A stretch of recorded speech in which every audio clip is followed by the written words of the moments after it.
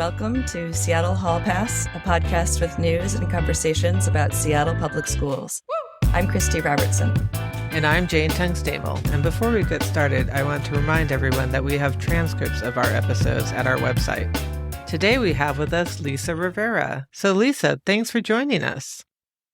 Christie and Jane, I'm so glad to be with you today. Thank you for having me. I am Lisa Rivera. I was a Seattle School Board Director, first elected in 2019.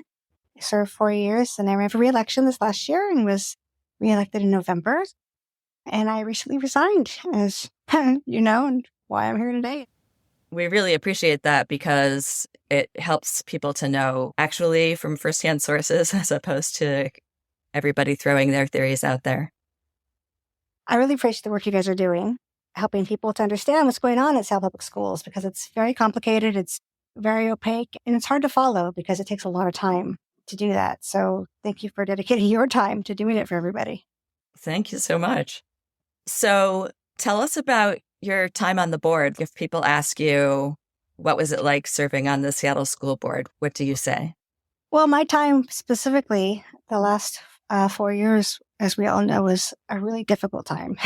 I came in 2019 and we were facing a pandemic just 4 months later. So that was pretty much most of my time spent was navigating our way through and now coming out of pandemic mode. It's been probably more difficult than people understand just because, everybody was hit hard by this. Families, students, educators. And as a board, we were just trying to make the best decisions we could with really no playbook of how to do it.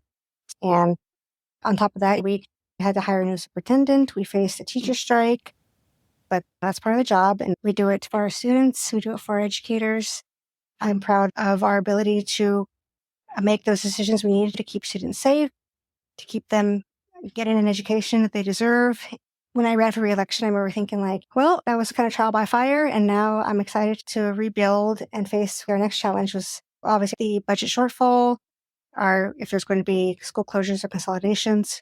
There's a lot of big things on the horizon. And I was really looking forward to working with the board to take this on. But of course, extenuating circumstances came about and me and Vivian chose to resign last week. So Lisa, tell us what happened. How did you decide to resign?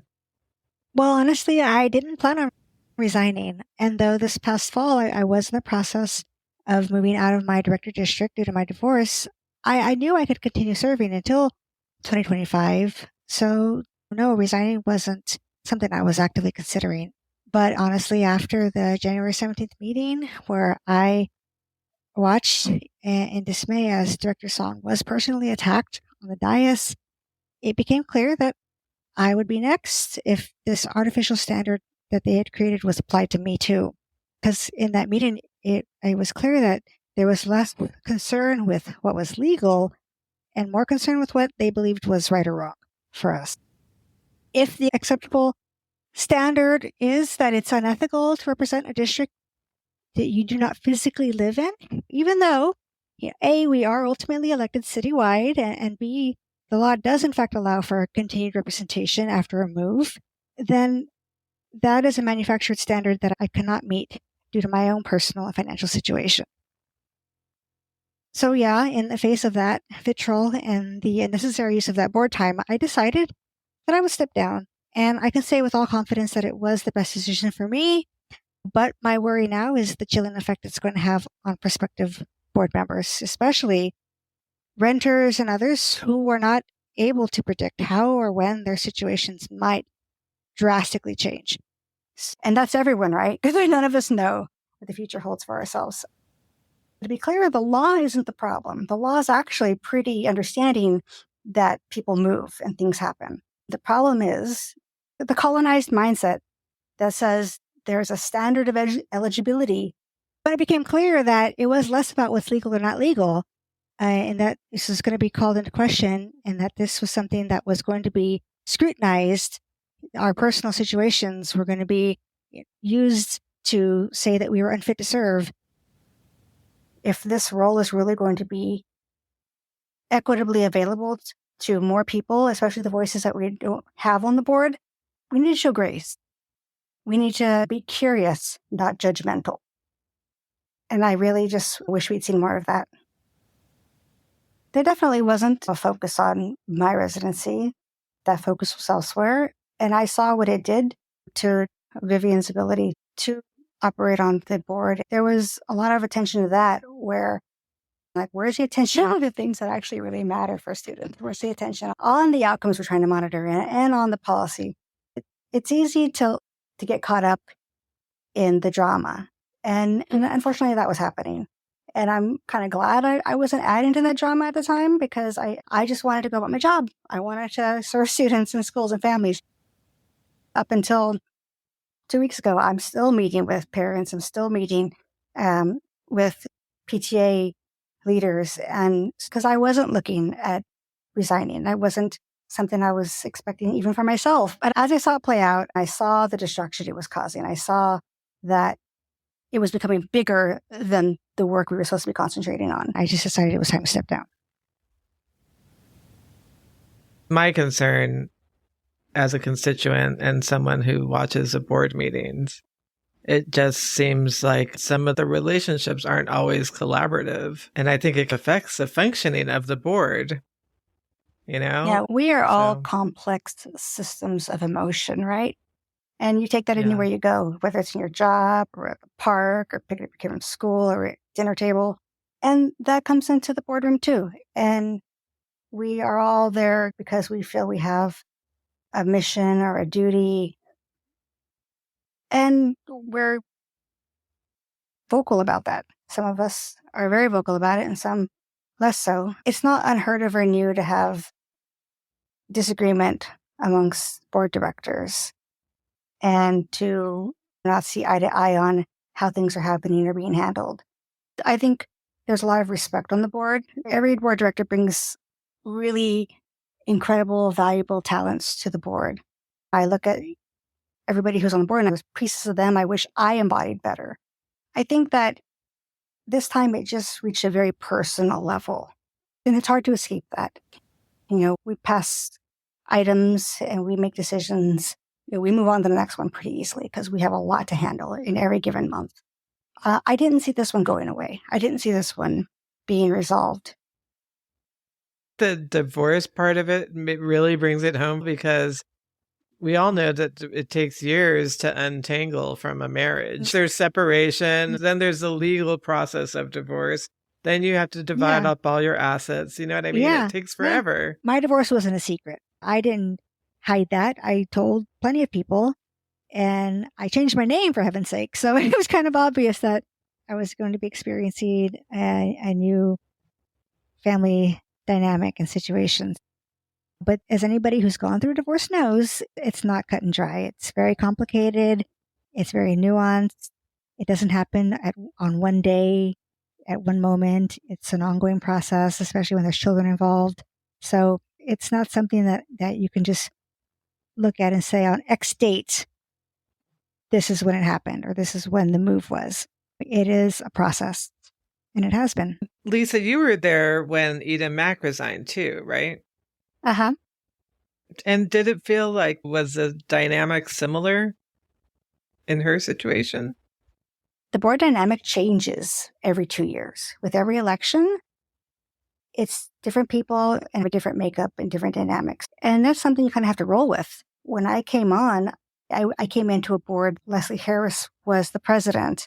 It had Rick Burke, Joe Geary, Scott Pinkham, people who weren't there when I finally got on the board and was myself a voting member. And then 2 years later, it changed again. So as that happens, you kind of got to find a new footing and find a new way to work with the different people, because everyone brings their own style and their own approaches. But again, people are complex systems of emotions, and people are going to bring their experiences. They're going to bring their characteristics. They're going to bring their traumas. Everyone's bringing their stuff to this board. So sometimes you got to be, again, curious, not judgmental.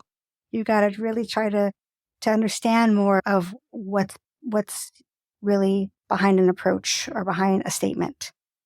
To go back to Eden Mack, I have so much respect for Eden, and I was really looking at her as a mentor on the board when I came onto it. So when she resigned, that was like, to me, I was scared. Not that I'd gotten to know Gina or Evan very well just yet, but I know how that feels to suddenly lose people that you were like, wait, I was supposed to learn from you. I was supposed to have you help, along with the other board members, show me the ropes and help get me acclimated. So I really do. I super am sad that I won't be there to work with them because they both seem like amazing people who I'm sure are going to do great things for our district. What do you think about the changes to the policy and board member residency that are being proposed on Wednesday? Yeah, I saw that the board has a policy update on Wednesday's agenda, adding specific procedures of when and to whom directors shall notify the district of changes in residency/voter registration. And all I can say is I think that's great because I think it puts a point on the fact that these procedures do not currently exist. I think it definitely makes sense to notify the necessary parties when moves happen and registrations change. I've always served in my district and I continue to serve in my district, but my family situation as it is now, I will no longer be in my district very soon. And it's caused my residency situation to be a little murky, but I want to not have it be murky. I want it to be ironed out. And when it is finally ironed out, I will not be in District 2 anymore. There's always going to be a lot of curiosity about what was happening for both myself and Vivian that brought us to our resignation. For myself, it was honestly 2023 was a very pivotal year for me just personally. But as I said, according to the RCW, I would have been allowed to continue serving until the next election because if you read the RCW, which it's hard to read, it's legal speak, but it's RCW, is it 28A 343 350, about a director who moves can retain his or her position if XYZ, if these things. And my change in residency occurred after filing deadline. It's actually still kind of ongoing. As I said to the Seattle Times, everything's public record. My voter registration, where I'm getting my mail, where I'm on the mortgage and title of my house. Yeah, and that's where I start to get concerned because for directors who won 70% of the citywide vote and now are stepping down, and in their place, we're going to have someone for 2 years or two directors for 2 years that are appointed. And if there's not a community engagement process when they're making these appointments, it means that the voters won't have any representation for these positions. Well, yeah, no directly elected representation. No, it'll be up to 5 people. And at a time when there's a $105 million deficit and also school closures and consolidations, in the next 2 years, it's going to be some of the biggest changes Seattle Public Schools has had in over a decade. And to not have representation where the voters get to weigh in, that's something that really concerns me. Yeah, I've heard from community members who are concerned with that lack of direct elected representation. And this is all part of the process. I want to trust that the current board members will seek community input and feedback to influence who they appoint. Again, who they appoint, though, is very much dependent on who steps forward. So they can't select who doesn't put their name in. So I really hope that people give it some consideration. And I think it's also important that they choose people who might have points of view different than them. Because Vivian Song and Lisa, you too, you often had different points of view than the remaining board members. And I think that's okay. It actually makes a board stronger. It makes them stronger when you have to reach across the table and compromise with someone or collaborate with them. Yeah. And to make a new policy or make a decision about school consolidations or budget cuts or anything. It just makes those decisions so much stronger when you bring everybody to the table instead of only recruiting people who have the exact same viewpoint as you. There's a lot to be said for lived experiences. So I really hope that the board does look to candidates who bring a diversity of lived experiences to the position. I know that Vivian and I brought lenses that other people on the board don't have. Myself, I grew up in poverty, experienced homelessness. Vivian has a disability. English was her second language. So those are qualities that helped us look at all the issues before the district. Having a diversity of lenses and viewpoints is valuable. So I really hope that the board looks at what they currently lack to bring that on board. Me too. And Lisa, after your resignation, what was the response from the community? I did not expect the outpouring of support that we got. I almost want to cry right now thinking about it because it was really touching that so many people appreciated the work that we did and wanted to keep doing because it's important. And we talk to a lot of people. We have a lot of meetings. We go to a lot of schools and communities. And you don't always hear about what it meant to people or the difference it made to them. So it was really touching, just a lot of the comments we got and just seeing on social media, on your own podcast, and in other places, just hearing people voice their regret that we had to step down, but also their understanding. That's great to hear. During your time on the board, Lisa, did you feel like you were able to be productive? I do. I think that anyone's time on the board is really what they're able to make of it. And it takes a lot of working with others, a lot of working with community. It's not the kind of thing where you walk in and you have a playbook in front of you what you're going to be doing and how you're going to do it. Every director kind of decides for themselves how they go about their business and how they go about representing community. I think that if I look back at my time spent on the board, on top of the work we did to carry the district through the pandemic, I served a greater purpose. And I think hands down, it was my work on the clean energy resolution that we passed in 2021, which is our district's commitment to be fossil free by 2040. And that was really early on, too. That was just a few months into my first term. I began meeting with Director DeWolf to strategize around environmental initiatives and sustainability goals for our district, which we both shared a deep interest in. So when I approached him with this paper packet, the 100% Clean Energy School District's Organizing Handbook from Climate Parents, I knew it was a total pie in the sky ask, but to his credit, Zachary wasn't afraid to take it on.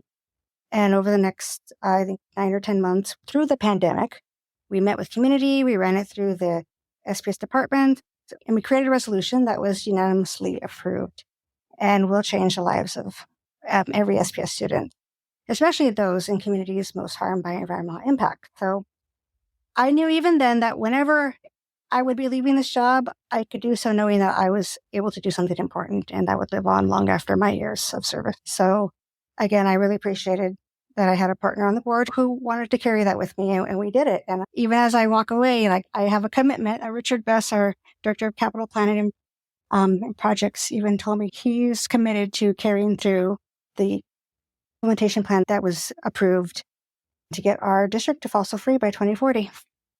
And during your time on the board, what was the biggest obstacle to getting things done? One of those, I think, for at least in my experience on the board, one of the biggest obstacles I had was honestly with gatekeeping, both of information and of access. Processes are always changing, so this isn't an insurmountable problem. But for example, at one time, when you wanted information from staff, you had to get the corresponding committee chair's approval. You had to get their sign off on your questions. And so there was a time when I was told by the corresponding committee chair that I couldn't ask that question and I shouldn't expect a response to that. So I really appreciate the new system that the board office has put in place where we submit our questions into an online form and the answers come back in our weekly board forecast emails that we get that come with a wealth of other information and updates. But still, admittedly, the answers aren't always complete or necessarily informative. Sometimes the answer is, oh, we'll answer that later. Or sometimes the question simply isn't answered. So it's an improvement, I think, over the old system, but there is still difficulty sometimes getting the full picture that you need as a director to make the decisions that you need to make. So in terms of information that you needed to make decisions, you're saying? Yes. Because the board does not have its own researchers or analysts, right? We really are almost 100% dependent on district staff. So there's a huge element of trust that they are giving you all the information and that they are going to be responsive to your questions. So for whatever reason and from time to time, it's hard to get the information you need to make those important decisions. And Lisa, what do you have in mind for what you're going to do next? I'm very interested in finding other opportunities to serve the communities and people of Seattle. So don't be surprised if you still see me at board meetings or council meetings or community meetings or other spaces where people are speaking out and sharing their stories and voices. The call to service is not something you could just turn off. And I'm very lucky to have met and formed relationships with so many people over those years. So I know there are more opportunities out there for me.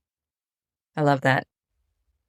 Yeah, and I think in many ways you can have more influence as an outsider, as an activist, because you're not having to govern when you're on the outside.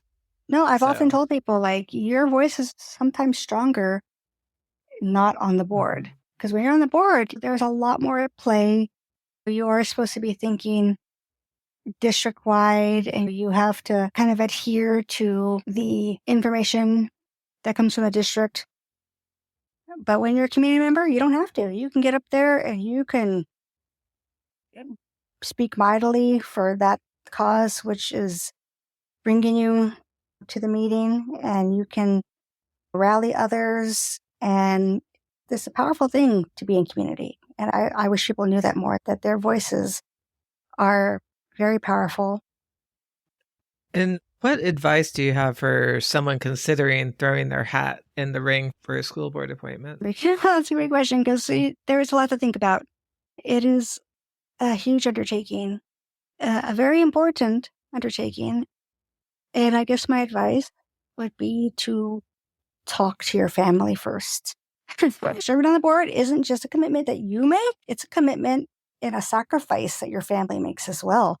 Honestly, before I filed in 2019, the conversation that I had with my family was a text message that said, "Do you think I should run for school board?"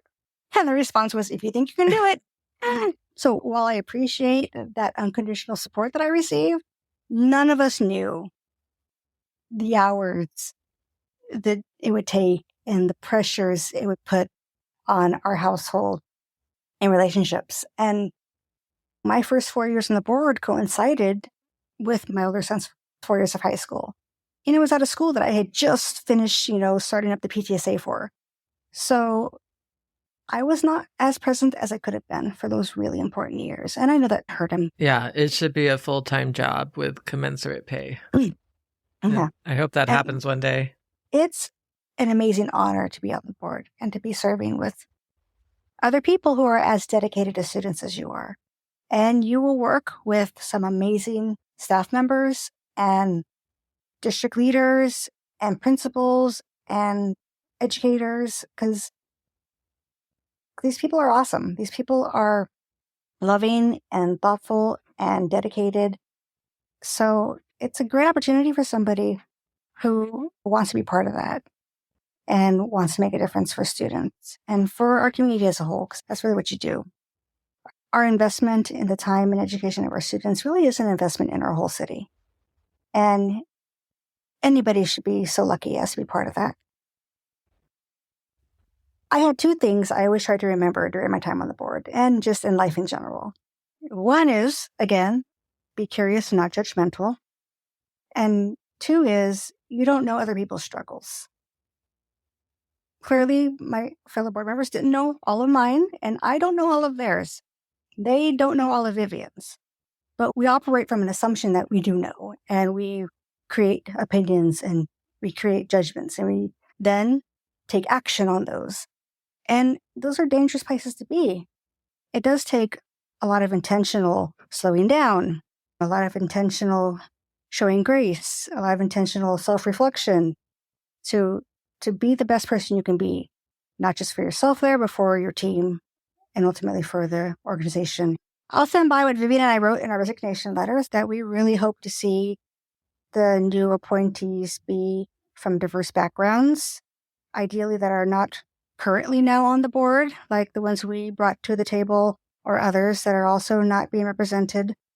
We want to see people who have a ability to engage with our labor partners and our union members, who are practically everybody who works at SBS to some degree. somebody who, this is obviously my personal ask, is that somebody who will be there to safeguard the commitments we've made to clean energy, to fossil-free future, to carrying out the implementation goals from the Clean Energy Resolution, and so much more. I really hope that people with those backgrounds step up, because the board can't appoint them if those people don't step forward. So ultimately, it is about people feeling inclined and ready to step up to these really important roles. I feel so much responsibility to all these families and all these students. And it's a huge weight to have to carry around when you see schools and students and educators not getting the support they need and not feeling important and not feeling heard. And I'm still working on shaking that feeling, because I'm off the board. I know that I'm off the board, but it doesn't turn off. For 4 years, I carried that feeling of I have 50,000 foster students who I'm responsible for. And that's always on my mind and always there. And I haven't been able to turn that off yet. I appreciated the opportunity to represent the people of Seattle, the students, the families. It was a humongous honor. I will never forget it. So, especially looking now as 2 new members will come on board, I want to make sure that I do what I can, if there's anything I can do, to help give people a picture of what's in store or support them through it. That sounds amazing. Well, thank you so much, Lisa. Thank you so much for being here. And that concludes this installment of Seattle Hall Pass. Show notes are available at seattlehallpass.org, where you can subscribe or donate to support our work. It also helps us if you can rate or review us wherever you're listening to this podcast. That helps other people find our show. I'm Christy Robertson. And I'm Jane Tungstamel. We'll be back with more episodes soon, and we hope you'll join us next time on Seattle Hall Pass.